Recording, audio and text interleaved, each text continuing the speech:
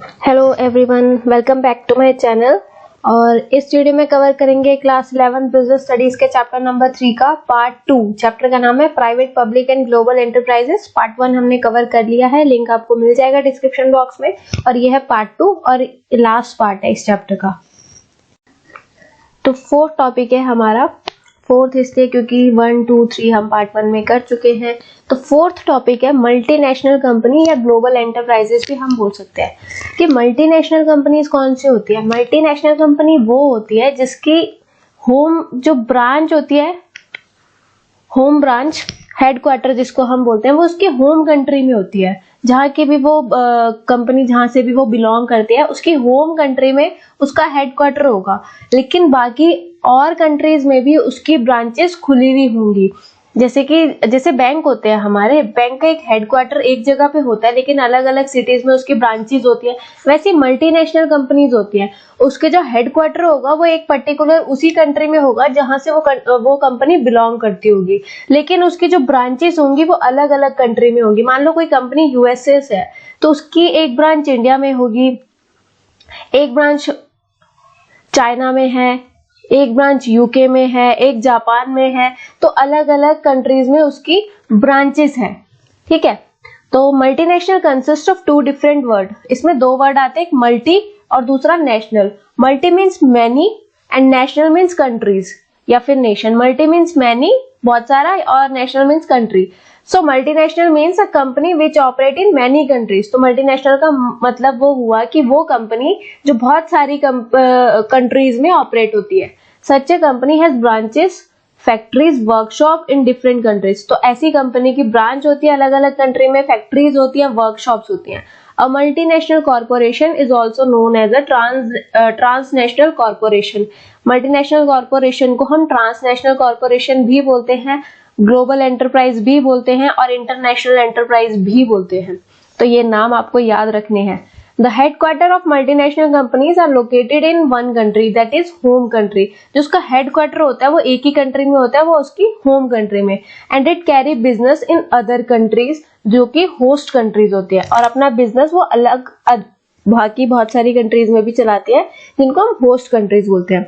The multinational companies get incorporated in home country। Incorporate कहाँ होती है? वो home country में। जैसे फॉर एग्जाम्पल कोका कोला है, Hyundai है, नाइकी है, Reebok, L'Oreal, Sony, LG, Samsung etcetera. तो ये सारी मल्टीनेशनल कंपनीज हैं। इनकी होम ब्रांच जो इनका हेडक्वार्टर होगा वो तो इसकी होम कंट्री में होगा, लेकिन ये अलग अलग कंट्रीज में भी काम करती है। कोका कोला हर कंट्री में, Hyundai है, नाइकी, रिबॉक सब मिल जाएंगे आपको अलग अलग कंट्रीज में। अब इसके फीचर्स या फिर कैरेक्टरिस्टिक्स देख लेते हैं, मल्टीनेशनल कंपनी के फीचर्स या कैरेक्टरिस्टिक्स। सबसे पहला आता है giant size and huge capital resource. The asset and sale of multinational company are quite large। जो इसका asset होता है और जो इसकी sales होती है वो बहुत ज्यादा होती है। ठीक है। Sometimes their sale turnover exceed the gross national product of a developing country। कभी कभी इनका सेल इतनी ज्यादा हो जाती है कि वो एक डेवलपिंग कंट्री की जीडीपी से भी कहीं ज्यादा निकल आती है। जैसे कि एक कंपनी है IBM, इसकी फिजिकल एसेट एक बार $8 बिलियन से ज्यादा हो गई थी। नेक्स्ट है centralised control. The branch of multinational companies spread in different countries are controlled and managed from the headquarter located in home country। कि देखो इसकी ब्रांचेस तो बहुत सारी कंट्रीज में होती है, लेकिन जो भी इसको मैनेज कौन करता है? हेडक्वार्टर मैनेज करता है जो कि होम कंट्री में होता है। मतलब इनको रूल्स रेगुलेशन जो भी है, आप जो भी डायरेक्शंस मिलती है वो इसको होम कंट्री से मिलती है, अपने हेडक्वार्टर से मिलती है। Advance technology. मल्टीनेशनल कंपनी जो होती है वो हमेशा लेटेस्ट टेक्नोलॉजी का यूज करती है ताकि वो वर्ल्ड क्लास प्रोडक्ट्स प्रोवाइड कर सके अपने कस्टमर्स को। नेक्स्ट है expansion of market territory. Due to its vast resources and excellent marketing skills, a multinational corporation has access to international market। इनका जो एक्सेस होता है वो इंटरनेशनल मार्केट तक होता है, तभी ये मल्टीनेशनल कंपनी बोलते हैं, क्योंकि अलग अलग कंट्री में इनकी ब्रांचेस होती है। ये अपना जो भी प्रोडक्ट होता है वो अलग अलग कंट्रीज में सेल करते हैं, तो इनकी मार्केट टेरिटरी हमेशा एक्सपैंड होती रहती है। ओलिगोपॉलिस्टिक पावर्स होती है। ओलिगोपॉली का मतलब होता है कि जहाँ पे पावर कुछ ही कंपनीज के हाथ होती है। जैसे कि अगर हम देखिए कोका कोला एक कंपनी हो गई, दूसरी पेप्सी होगी, इससे ज्यादा होंगी कुछ और, पर हम मेनली इन्हीं 2 कंपनीज को कंसिडर करते हैं जब हम सॉफ्ट ड्रिंक की बात करते हैं। तो जहां पे पावर सिर्फ कुछ ही कंपनीज के हाथ में हो तो वो ओलिगोपोली बोला जाता है। Due to their giant size, the multinational company occupy a dominant position in the market. इनको एक डोमिनेटिंग पोजीशन मिल जाती है मार्केट में, और कभी कभी अपनी पावर को बढ़ाने के लिए टेक ओवर भी कर लेते हैं बाकी कंपनीज को, जैसे कि हिंदुस्तान लीवर लिमिटेड ने टाटा ऑयल मिल्स को टेक ओवर किया था, पॉन्ड्स इंडिया को टेक ओवर कर लिया था to improve its market share, ताकि इनका मार्केट शेयर जो है वो बढ़ जाए। नेक्स्ट आता है product innovation. These enterprises have highly sophisticated research and development department. इनके पास बहुत अच्छा रिसर्च एंड डेवलपमेंट डिपार्टमेंट होता है जो कि नए नए प्रोडक्ट को डेवलप करने में जुटा हुआ रहता है, ठीक है, और सुपीरियर डिजाइन्स लाने में, अपने एग्जिस्टिंग प्रोडक्ट्स को इम्प्रूव करने में, अच्छे डिजाइन्स लाने में, न्यू प्रोडक्ट्स लाने में हमेशा ये इनोवेशन करती रहती है मल्टीनेशनल कंपनीज। नेक्स्ट आता है मार्केटिंग स्ट्रेटेजीज। ये बहुत अच्छा खासा एक अमाउंट स्पेंड करते हैं मार्केटिंग में, यानी ये बहुत ज्यादा एडवर्टीजमेंट करते हैं। एग्रेसिव मार्केटिंग स्ट्रेटेजी होती है ताकि इनकी सेल जो है वो कम टाइम में ज्यादा से ज्यादा बढ़े। तो आपको जितने भी एडवर्टीजमेंट दिखते हैं मोस्टली मल्टीनेशनल कंपनीज की होती है। फॉरेन कोलैबोरेशन, क्योंकि ये ग्लोबल एंटरप्राइजेस होती हैं तो ये हमेशा अलग अलग कंपनीज के साथ, अलग अलग कंट्री की अलग अलग कंपनीज के साथ कोलैबोरेट करती रहती है ताकि इनकी सेल बनी रहे। और ये इंडिया में क्यों कोलैबोरेट करती है? ताकि इनकी अपनी टेक्नोलॉजी सेल कर सके, गुड्स की प्रोडक्शन कर सके, ब्रांड नेम का यूज कर सके ताकि फाइनल प्रोडक्ट रेडी हो। तो इन सब चीजों का ये यूज कर सकते हैं, फॉरेन कोलैबोरेशन ये करते रहते हैं। नेक्स्ट आता है हमारा फिफ्थ पॉइंट, जॉइंट वेंचर। जब दो कंपनीज मिलके एक नए एंटरप्राइज बनाते हैं तो उसको हम जॉइंट वेंचर बोलते हैं। जैसे मारुति कंपनी, इंडिया की मारुति और जापान की सुजुकी कंपनी आपस में मिलके एक मारुति सुजुकी कंपनी बनाते हैं तो ये एक अलग कंपनी बनती है, ठीक है, मारुति सुजुकी। तो ये अलग एंटरप्राइज बन गया। जब दो कंपनीज मिलके एक अलग एंटरप्राइज बनाए तो उसको हम बोलते हैं जॉइंट वेंचर, कि दोनों ने मिलके एक नया एंटरप्राइज बनाया, तो ये हो गया जॉइंट वेंचर।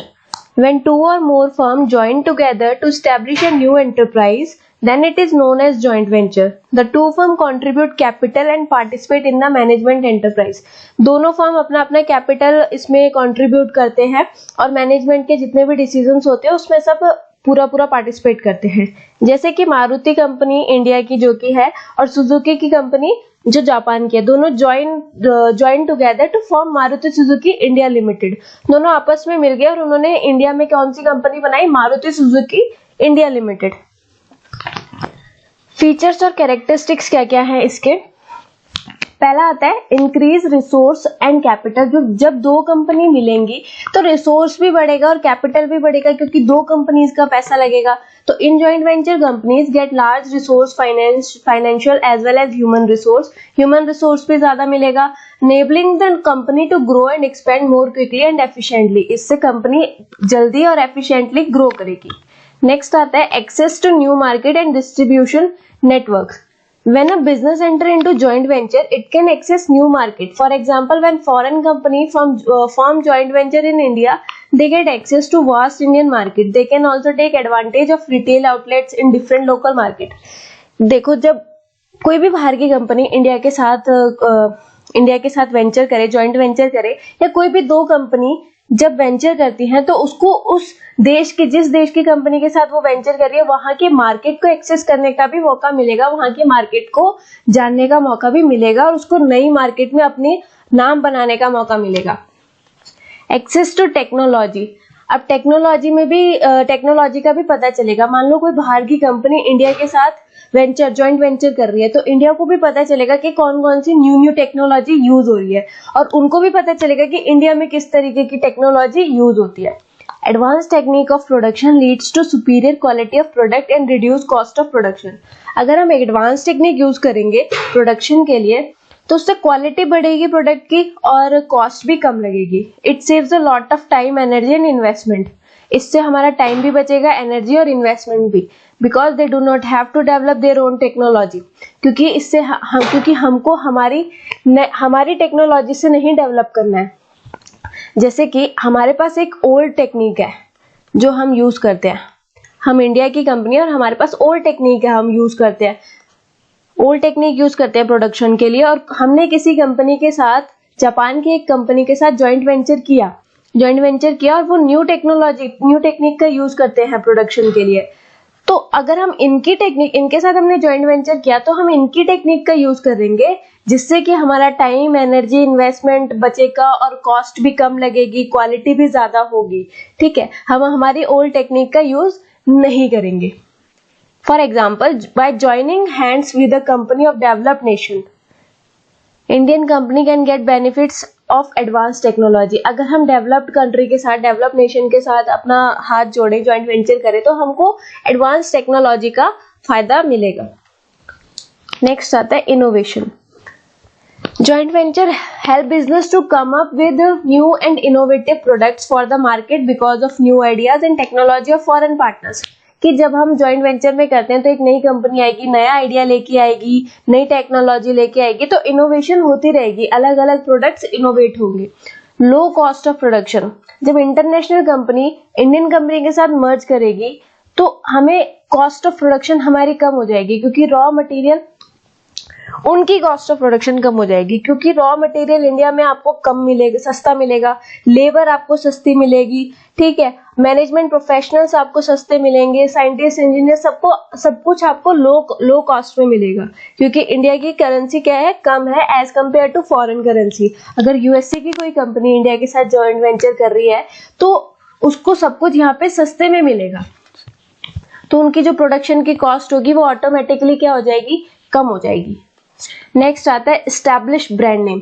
जब दो फर्म एंटर करेंगी जॉइंट वेंचर में तो one of the party benefit from other goodwill, कि तो एक की गुडविल का फायदा दूसरे को मिलेगा। जो अगर एक का अच्छा नाम है तो दूसरे को भी उसका फायदा मिलेगा, which is already establish in the market. जो ऑलरेडी नाम बना चुकी है उस कंपनी का फायदा उस दूसरी कंपनी को भी मिलेगा जिसके साथ वो जॉइंट वेंचर में जा रही है। A lot of investment is saved in this process, there is a ready market waiting for the product to be launch. तो इसमें बहुत सारी इन्वेस्टमेंट बचेगी क्योंकि ऑलरेडी एक मार्केट रेडी है उस प्रोडक्ट के लिए। तो सिक्स्थ और लास्ट टॉपिक आता है इस चैप्टर का, वो है पब्लिक प्राइवेट पार्टनरशिप। इसको हम P⁻3, PPP और P3 भी बोलते हैं। इसका क्या मतलब है, इसमें जब गवर्नमेंट कंपनी और प्राइवेट कंपनी मिलके काम करें तो उसको बोलते हैं पब्लिक प्राइवेट पार्टनरशिप। जब एक गवर्नमेंट कंपनी और प्राइवेट कंपनी एक साथ काम करेंगे तो वो होगी पब्लिक प्राइवेट पार्टनरशिप, और सारा ये भी रिस्क बियर करेगा, पर इसका रेट ऑफ रिटर्न ज्यादा होगा as compare to government. Rate of return ज्यादा होगा, प्राइवेट कंपनी को ज्यादा पैसे मिलेंगे, ज्यादा प्रॉफिट मिलेगा एज कम्पेयर टू गवर्नमेंट। और फंड कौन देगा, फंड देगी गवर्नमेंट। पैसा कौन लगाएगा, गवर्नमेंट लगाएगी पैसा। और फैसिलिटी कौन प्रोवाइड करेगा, प्राइवेट।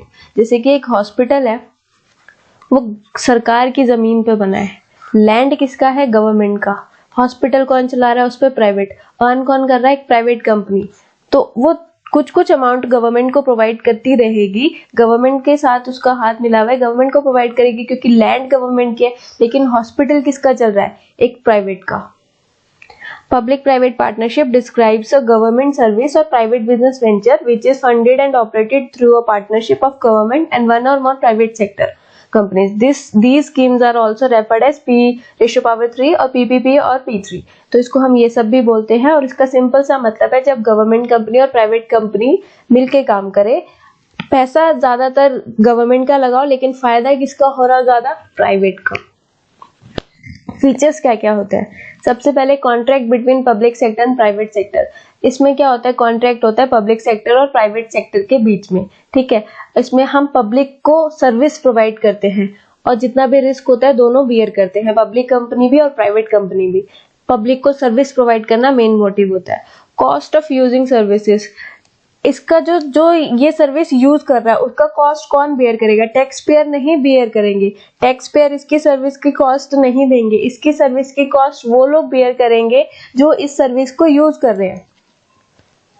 हॉस्पिटल है जैसे कि जो गवर्नमेंट के लैंड पे बना है, तो इसको कॉस्ट कौन देगा, टैक्स पेयर्स नहीं देंगे। इसको पैसा टैक्स पेयर से नहीं काटा जाएगा, वो लोग देंगे जो हॉस्पिटल जा रहे हैं अपने ट्रीटमेंट के लिए, वहां से पैसा मिलेगा। टैक्स पेयर्स के अमाउंट से इस हॉस्पिटल का खर्चा नहीं चलेगा। ठीक है।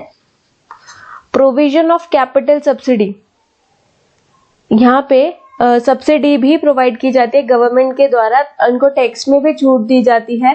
बहुत सारी चीजें, एनुअल रेवेन्यू फंड, मतलब बहुत सारा चीजें इनको फंड दिया जाता है ताकि ये अपना काम अच्छे से कर सके, अपना ग्रो कर सके, इम्प्रूव कर सके। इनको सब्सिडी दी जाती है बहुत सारी चीजों में, टैक्स में भी दी जाती है और बहुत सारी चीजों में इनको सब्सिडी प्रोवाइड की जाती है।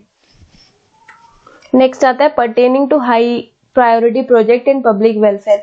ये वहां ज्यादा सुटेबल होता है जहाँ पे कि पब्लिक वेलफेयर होना हो ज्यादा और बहुत इंफ्रास्ट्रक्चर के सेक्टर में जहाँ काम हो रहा हो। जैसे कि बड़ा प्रोजेक्ट है, मेट्रो रेल हो गया, दिल्ली मेट्रो रेल, गवर्नमेंट अकेले भी हैंडल नहीं कर पा रही है और प्राइवेट सेक्टर पे भी हम पूरा का पूरा नहीं छोड़ सकते हैं उसको, क्योंकि वो पब्लिक वेलफेयर के लिए है, एक बड़ा काम है। तो गवर्नमेंट और प्राइवेट सेक्टर दोनों मिलके काम करेंगे, यानी पब्लिक सेक्टर और प्राइवेट सेक्टर दोनों मिलके इस पर काम करेंगे। Sharing of revenue private company को ज्यादा मिलता है एज कंपेयर टू गवर्नमेंट, लेकिन जो भी इनकी रेशियो होती है आपस में उस हिसाब से दिया जाता है, जो इन्होंने रेशियो सेट की होती है, पर ज्यादा किसको मिलता है? प्राइवेट कंपनी को। प्रॉब्लम क्या क्या है इसमें? मेन प्रॉब्लम यही है कि जो इनको रेट ऑफ रिटर्न आता है वो हाइयर होता है as compare to government bond rate, even though most of the income risk is borne by the public sector. जितना भी रिस्क होगा वो ज्यादा गवर्नमेंट बियर करेगी। लॉस हुआ तो गवर्नमेंट ज्यादा पैसे लगाएगी, लेकिन अगर प्रॉफिट हुआ तो प्राइवेट कंपनी को ज्यादा पैसे मिलेंगे। ये मेन प्रॉब्लम रहती है इसमें। तो थैंक यू सो मच ये वीडियो देखने के लिए। ये चैप्टर यहीं खत्म होता है, अभी अकाउंट्स का चैप्टर 3 आएगा।